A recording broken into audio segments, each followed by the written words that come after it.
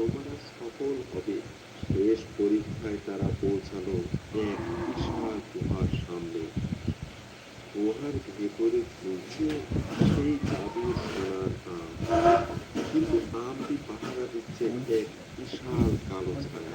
ছায়াটা গর্জে উঠল, এই আম নিতে হলে তোমাদের সবচেয়ে প্রিয় জিনিসটি ছেড়ে দিতে হবে।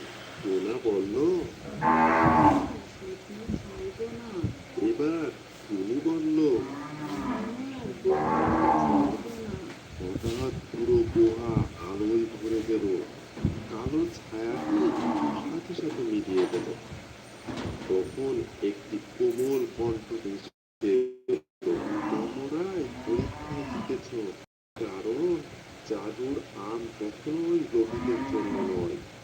যারা বন্ধুত্ব, সাহস আর দয়া বেছে নেয় তাদের জন্যই শুধু এই সোনার আম।